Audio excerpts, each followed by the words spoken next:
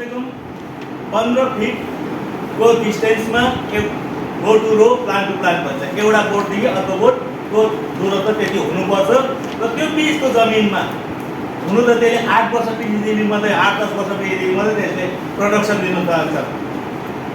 मतलब रबर निस्किने व्यवस्था हुन्छ, र मेटेरियल निस्किने व्यवस्था हुन्छ। त्यो बिचमा चाहिँ फार्मर्सको के अवस्था हुन्छ भन्दाखेरि त्यो बिचमा हामी त्यहाँभित्र विभिन्न खेतीहरू चाहे भेजिटेबल्सको होस् चाहे हामी इभन कफी खेती पनि गर्ने सक्छौँ। किन भन्दाखेरि कफी चाहिँ फेरि सेड लभिङ प्लान्ट हो, मतलब छाया मन पराउने कफीको उद्भिद हो र रबर चाहिँ ठुल्ठुलो रुख भएको कारणले गर्दाखेरि सकिन्छ। अर्को कुरा आयो गोरुबथान क्षेत्रमा मोटामोटी एरिका नटले भरिएको जग्गाहरू, अर्थात् हाम्रो आर्थिक समृद्धि आर्थिक समाधान गर्ने समस्या समाधान गर्ने सुपारीको खेती हो र सुपारीको खेतीभित्र पनि यसलाई खेती गर्न सकिन्छ कफी खेती भनेर भनिसकेपछि हामी यो सम्पूर्ण तमाम कुराहरूलाई लिएर जाँदाखेरि मलाई डर थियो गोरुबथान पञ्चायत समिति भइसकेपछि हामीले प्रोडक्सन दियो भने पनि त्यो प्रोडक्सनले मार्केट पाउँछ कि पाउँदैन त, काँचै सामान पनि बिक्री गर्नु पाउँछ कि पाउँदैन त। रबर हामीले उत्पादन गऱ्यौँ भने त्यो रबर बनाउने हामीलाई कम्प्लिट मेथड त याद छैन। त्यसो भने हाम्रो रबरलाई कसरी लामो लङ टर्मसम्म राखिवरिकन मार्केटाइज गर्नु सकिन्छ त। त्यो व्यवस्थाहरू प्रोसेसिङ सिस्टमहरू हामीलाई जान्नु आवश्यक थियो। त्यही विषयमा जान्नुको लागि सिन्कोना प्लान्टेसनको डाइरेक्टरसँग बात गर्दाखेरि उहाँहरूले पनि परिवार क्षेत्रमा लागेको कारणले गर्दाखेरि कफी सँगसँगै रबर लागेको कारणले गर्दाखेरि हामी त्यहाँसम्म गएको र अर्कोपट्टिबाट मैले जब यो विभिन्न प्रधान साहेबहरूसँग मैले यो मेरो मेसेज छोडेपछि दुई तिनवटा जग्गा प्रधानहरूले हाम्रो जग्गामा यसलाई मान्दैन। किन मान्दैन? रबर प्लान्टेसनको हामीले दाउरा पार्यौँ भनेर भन्नु, त्यसले मार्केट गर्नु पाएन, त्यो निकाल्ने पद्धति हामीसँग ज्ञान भएन। त्यो अर्ध ज्ञानको कारणले गर्दाखेरि कृषि क्षेत्रमा कृषकहरूलाई ठुलो नोक्सान हुने कारणले गर्दा नै चाहिँ सिन्कोना प्लान्टेसनको डाइरेक्टरसँग भेट्नु गएको थियौँ। किन भन्दाखेरि आज हामीले हाम्रो माझमा शोधकर्ता भनौँ न, अब हामीलाई मतलब ज्ञान दिने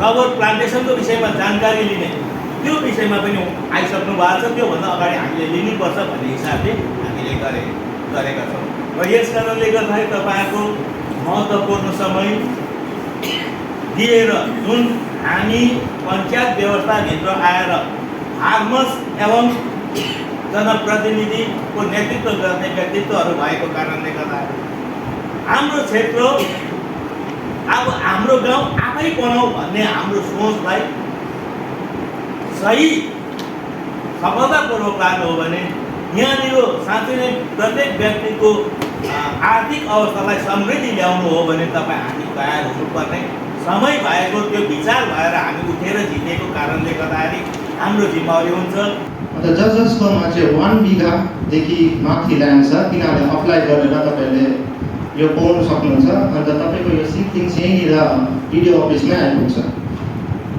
अन्त रबरको बारेमा त सानो विषय त मैले लेखिदिएको छु त्यो पेपरमा, तपाईँले पढ्नुभयो होला।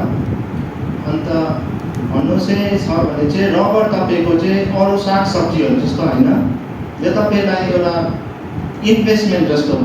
तपाईँले एउटा एग्रिकल्चरमा इन्भेस्ट गरेर जस्तो तपाईँले ब्याङ्कमा पैसा हाल्छ, अब तपाईँले एफडी गर्छ भने त्यति बेला पैसा पाउँदैन, तपाईँले एकछिन तपाईँले पर्खिनुपर्छ, त्यसलाई मेच्योरिटी हुने टाइम पर्छ। त्यहाँदेखि त्यहाँबाट तपाईँले चाहिँ मजाले पैसा अन्त के भन्छ प्रफिट पाउनुहुन्छ मजाले। त्यसै यो रबर प्लान्टेसन पनि त्यसरी नै हो। अन्त यो तपाईँको रबरको यो तपाईँले जब स्टार्ट हुन्छ यसको ल्याटेक्स निस्किनु, यो तपाईँलाई 7 देखि 8 वर्ष लाग्छ। त्यहाँदेखि सुरु भएर यो तपाईँको 40 to 50 इयर्ससम्म जान्छ। यो तपाईँको ट्यापिङको माथि पनि डिपेन्ड गर्छ। जुन चाहिँ ट्यापिङ हो तपाईँको चाहिँ जस्तै काटेर जुन चाहिँ रस निकाल्छ त्यसलाई चाहिँ हामीले ट्यापिङ भन्छौँ। अन्त यो तपाईँको हप्तामा 2 खेप 3 खेप हप्तामा 1 खेप गरेर त्यही सेड्युलले जुन चाहिँ पाराले गर्नुहुन्छ त्यही पाराले तपाईँको रबरको रुखको लाइफ स्प्यान पनि त्यति नै हुन्छ। अनि त्यो 50 वर्ष बाद पनि त्यो रबरको वुडको पनि त्यति नै भ्यालु पनि हुन्छ। जस्तो टिकको भ्यालु छ त्यति नै रबर वुडको पनि त्यतिकै भ्यालु छ। तपाईँलाई भन्नु छ भने रबरसँग तपाईँले सोच्नुहुन्छ कि यो 6-7 वर्षसम्म के गरौँ भनेर रबर लगायो, त्यहाँदेखि त तपाईँको ल्यान्ड वेस्ट भइरहेको हुन्छ, तपाईँले सोच्नुहुन्छ, अन्त त्यसमा इन्भेस्ट गर्नु पनि चाहँदैन प्रायः जस्तो मान्छेले। तर त्यसमा चाहिँ त्यो तपाईँको इन्भेस्टमेन्ट हुँदैछ भने त्यसको साथै साथमा तपाईँले इन्टरक्रपिङ पनि धेरै गर्नुहुन्छ।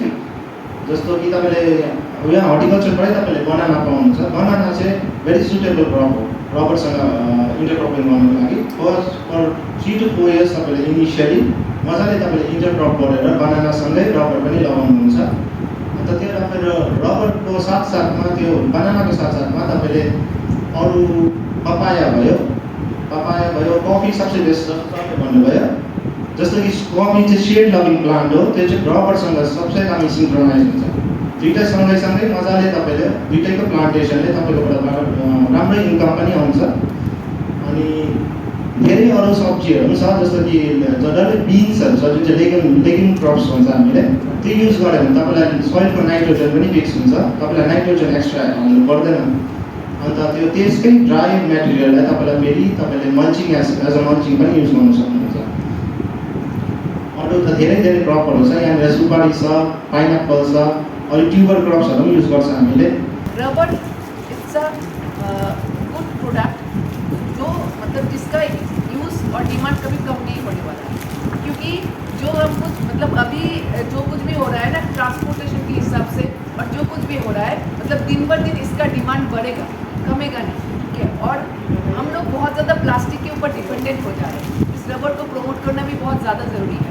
और रबर के हिसाब से क्या है, केरला है उनकी लीडिंग स्टेट है, लेकिन यहाँ के वेस्ट बंगाल का जो ये गोरुबाथान ब्लॉक है, पर्टिकुलर में गोरुबाथान ब्लॉक है, ये बहुत ही ज़्यादा डाइवर्सिफाइड ब्लॉक है। यहाँ पे सब कुछ का मतलब थोड़ा अगर कुछ भी कल्टीवेशन करना चाहते हैं, यहाँ पे बहुत अच्छा वेदर है, जो कुछ भी आप कर सकते हैं। रबर एक ऐसा प्लांट है, इसका प्रोडक्ट एडिबल नहीं है, ये प्रोसेस्ड है, ये आपको कमर्शियली वैल्यूएबल एक प्रोडक्ट जो इंडस्ट्रियल प्रोडक्ट के हिसाब से यूज़ होता है।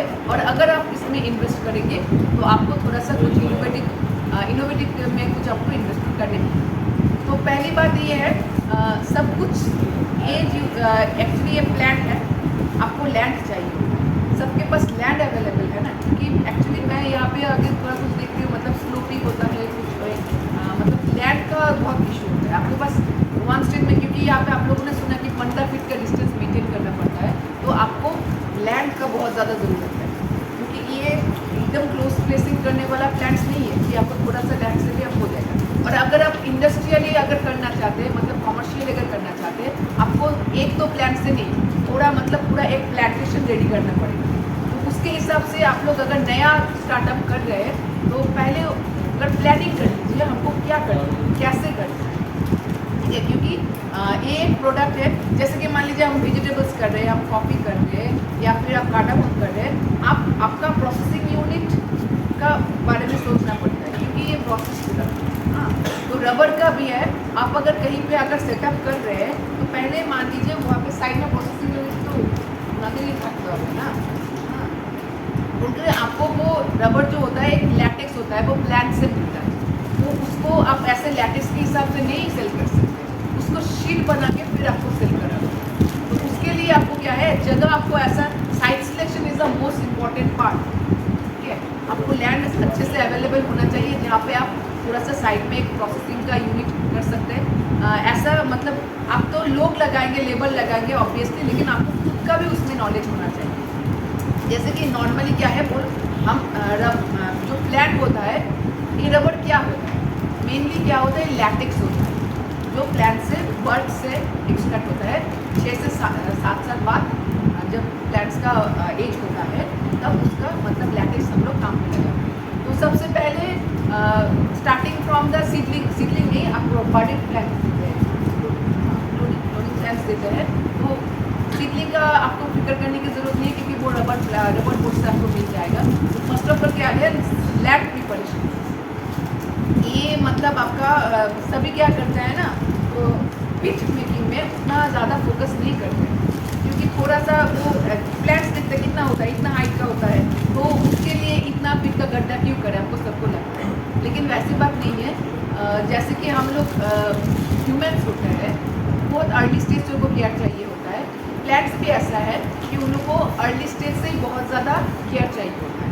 तो प्लांटिंग के टाइम पे पिच साइज बड़ा करना है, वहाँ पे हाफ वर्मी कंपोस्ट डाल रहे हैं या फिर एफआर डाल रहे हैं, कुछ भी करके उसको पिच को अच्छे से फिलअप करना है और प्रॉपर स्पेसिंग मेंटेन करना है। यहाँ पे बहुत मैंने जिस जगह पे थोड़ा सा मेरा 2 महीने का एक्सपीरियंस हुआ, ज़्यादा नहीं हुआ है, लेकिन लोग यहाँ पे थोड़ा सा स्पेसिंग पे क्या कम ध्यान देते हैं। फ्यूचर का नहीं सोचते हैं, प्लांट्स देख रहा है छोटा प्लांट है, थोड़ा इतना दूर दूर करके क्या करेंगे वो नहीं करना है। स्पेसिंग के ऊपर ध्यान देना है, वरना आपको तो जैसे आप बोल रहे थे रूट के रिगार्डिंग उसका कंपटीशन आ जाएगा। और वैसे भी क्या है, जो लैंड आपका वो खाली पड़ा हुआ है वो आप उसको इंटरक्रॉपिंग में भी यूज़ कर सकते हैं, जब तक आपका वो लैंड ऊपर ग्रो नहीं कर जाता।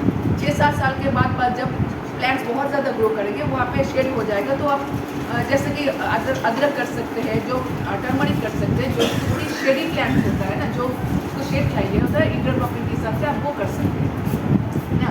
तो फिर ये बात है। और टैपिंग के रिगार्डिंग आपको इन्फॉर्मेशन रहना चाहिए, लेकिन नहीं जस्ट सिर्फ लेबर के ऊपर डिपेंडेंट नहीं होना चाहिए, क्योंकि ये आप जो कुछ भी कर रहे हैं, लैटेक्स के लिए कर रहे हैं, रबर के लिए कर रहे हैं, सबसे इम्पोर्टेंट चीज़ होता है इसका जो रबर का होता है टैपिंग। टैपिंग कैसे करते हैं, कौन से डेप्थ में करते हैं, वो सब आपको ध्यान में रखना चाहिए, क्योंकि इसमें पूरा का पूरा फंक्शन जो है ना वो बर्क के ऊपर डिपेंडेंट है। बर्क से जो लैटेक्स आएगा उसके ऊपर डिपेंडेंट है। तो जब भी आप जब बर्क इंसर्शन करता है तो कैम्बियन लेयर तक ध्यान देना पड़ेगा, क्योंकि कैम्बियन लेयर से नेक्स्ट बर्क फॉर्मेशन होता है। तो नॉर्मली टैपिंग जो करते हैं वो अर्ली मॉर्निंग में करना चाहिए, क्योंकि आपको इस टाइम पे वाटर प्रेशर ज़्यादा होता है। ये सब का छोटी छोटी चीज़ें आपको सभी को ध्यान में रखना चाहिए। कुछ अगर इंडस्ट्री ग्रो करना चाहते हैं या फिर प्लांट्स का केयर करना चाहते हैं बस। और मैं थोड़ा सा, मेरा हॉर्टिकल्चर का डिपार्टमेंट है, तो हॉर्टिकल्चर के रिगार्डिंग भी मैं कुछ करना चाहती हूँ। अगर आपके पास लैंड अवेलेबल है, सब कुछ अवेलेबल है, तो डिपार्टमेंट से हम लोग एवोकाडो देते हैं। अभी 2-3 महीने ही बाकी है बरसात आने में, जो मतलब रेनी सीज़न है, रेनी सीज़न में हम लोग इस साल हम एवोकाडो देने वाले हैं। क्या बोलते हैं, माल्टा। ये सभापति साहब अभी बोल रहे थे कि माल्टा का ज़्यादा डिमांड नहीं है, कोई ऐसा कर नहीं रहा है, ठीक है।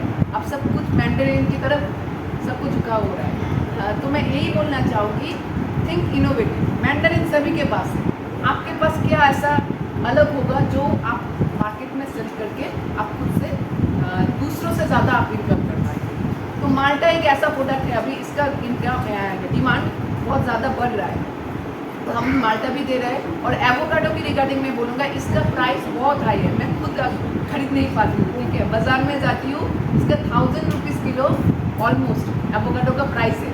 अगर वो एवोकाडो बाहर से आता है, हमारे गोरुबाथान में, इस कालिम्पोंग डिस्ट्रिक्ट में ऐसा एकदम कॉन्टिन्यूअल वेदर है एवोकाडो ग्रो करने के लिए, तो फिर आप क्यों नहीं ग्रो करते?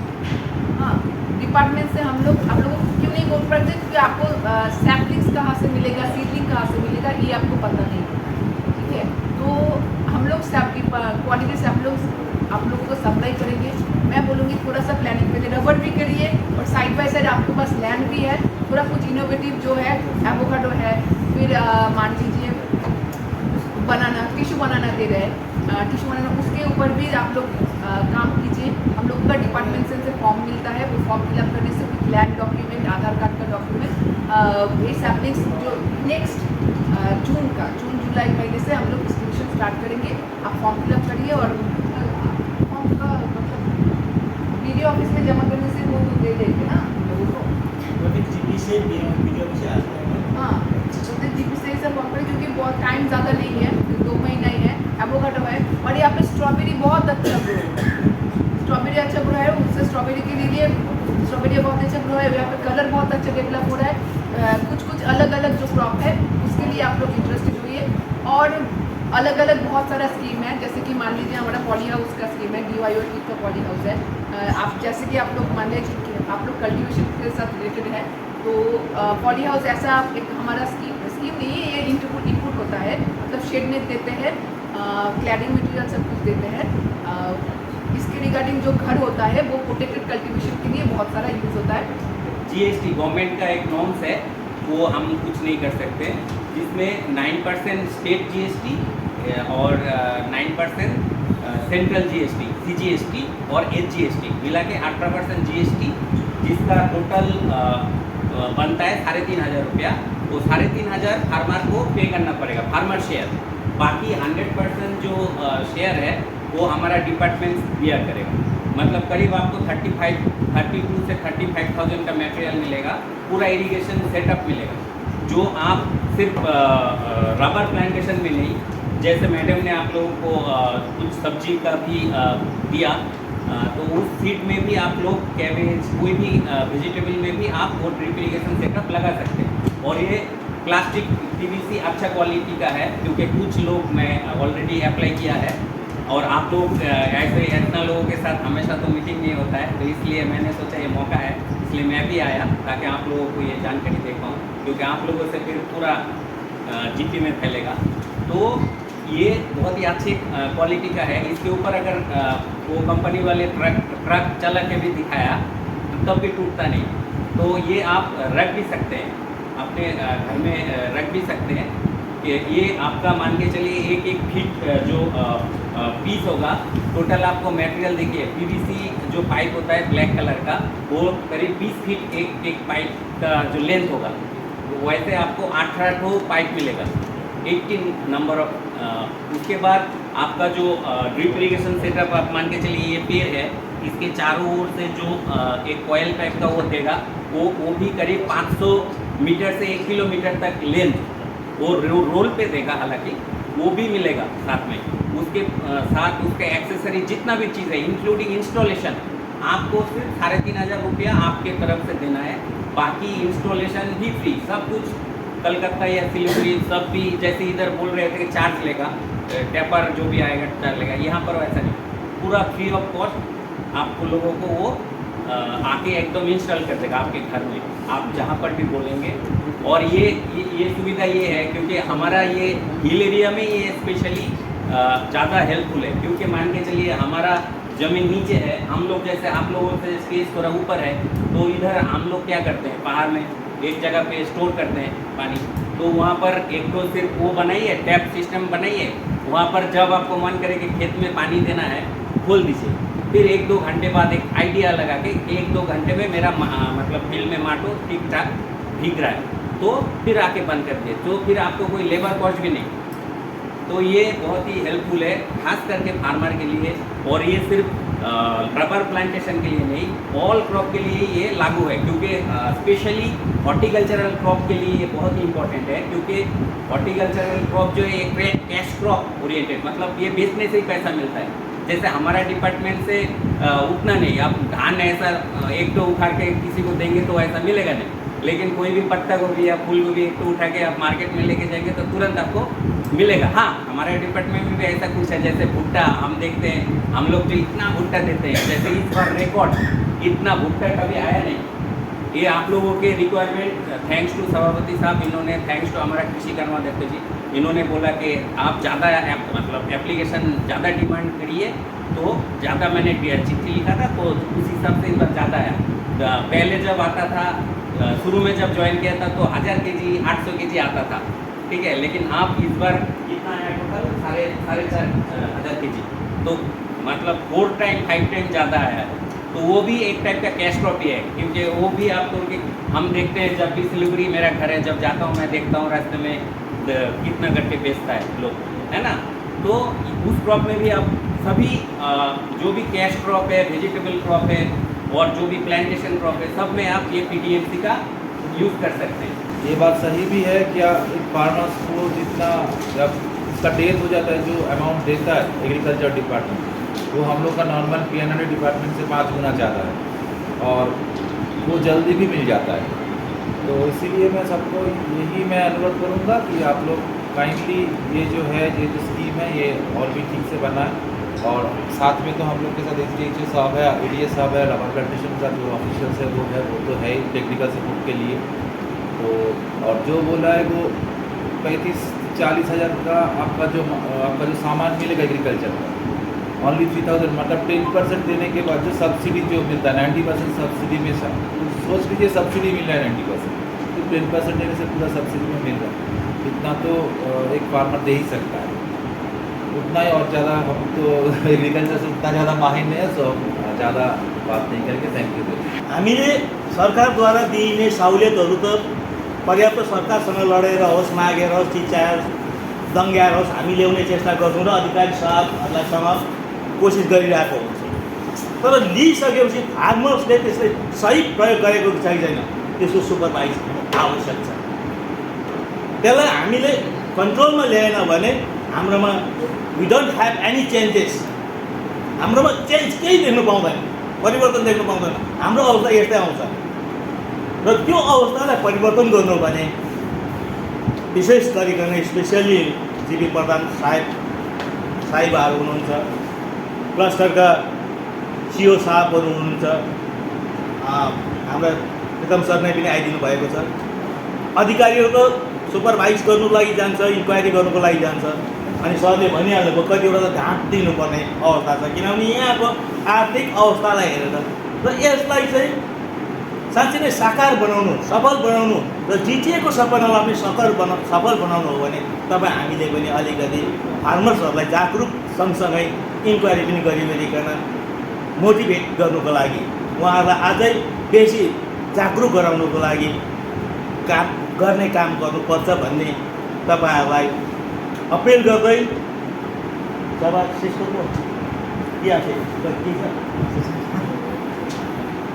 आजको सभा अधिकारी साहेबहरूको अनुमति लिँदै समाप्त भएको घोषणा गर्छु। धन्यवाद। विशेष गरिकन आज 24 तारिक रबर प्लान्टेसनको निम्ति जलपाइगुडीबाट रबर बोर्डका एक्सटेन्सन अफिसर आउनुभएको थियो। उहाँलाई रबर प्लान्टेसन विषयमा मात्रै नबनाएर हामीले रबर प्लान्टेसनभित्र हुने मल्टिकल्चर भित्र हुने अरू खेती पनि गर्न सकिन्छ कि सकिँदैन भन्ने प्रश्नहरू थियो र एकदम सौहार्दपूर्ण उहाँले सफलतापूर्वक बताइदिनु भयो। सँगसँगै हामीसित आज एडिए साहब पनि हुनुहुन्थ्यो, एग्रिकल्चर अफिसर हाम्रो, र त्यसरी नै सौभाग्यले हामीसित हर्टिकल्चरको सब डिभिजन अफिसर पनि हुनुहुन्थ्यो र उहाँहरूले आफ्नो विभागबाट पाइने फार्मर्सहरूले कृषकहरूले पाउने खेतीहरू कृषि विषयमा बताउनु भयो र हामीले त्यसलाई हाम्रो प्रधान साहेबहरू सम्पूर्णलाई बोलाइवरिकन साथै यहाँका क्लस्टरका जस्तो गोरुबथानमा एउटा क्लस्टर छ डाफेमुनाल, सिओ साहब पनि आउनुभएको थियो र कफी खेती कृषकहरू पनि आउनुभएको थियो। उहाँहरू सम्पूर्ण मिलिवरिकन हामीले एउटा राम्रो कार्यक्रम सफलतापूर्वक गर्न सकेका छौँ र विगत समयमा यसलाई हामी कसरी हुन्छ अझ राम्रो गर्ने चेष्टा गर्छौँ। विशेष गरिकन यहाँको जनताले चाहिँ कफी खेतीमा रुचि राखिरहेको छ र त्यसको निम्ति हामीले विभिन्न जग्गामा गएर जस्तो यही क्षेत्रमा भने कफी खेती गर्दै गरेको सेन्कोना प्लान्टेसन मङ्पुका डाइरेक्टर डाक्टर सामुएलसँग पनि हाम्रो मुलाकात भेट भइवरिकन उहाँसित पनि हामीले वार्तालाप गरेका थियौँ, प्रोसेसिङ सिस्टमलाई हामीले फलोअप गरेका थियौँ र त्यहीँ गएर हामीले सम्पूर्ण कुरा भिडियो मार्फत हामीले सेयर गरिरहेको छौँ र तपाईँहरूसँग आशा गर्छु यसले निश्चय नै राम्रो लान्छ र विशेष गरिकन गोरुबथान कृषकहरू जो चाहिँ 43, 44, 45मा पर्ने हुन्छन् सम्पूर्णले यसलाई रुचि लिएर चासो राखेर काम गर्नुहुनेछ। केवल गोरुबथानलाई मात्र होइन, ब्लकलाई मात्र होइन, सम्पूर्ण कृषकहरू जहाँ नजिकमा छन् उहाँहरूले पनि यसको फाइदा उठाउनुहुन्छ भन्ने आशा गर्दै तपाईँहरूसँग बिदा चाहन्छु। धन्यवाद।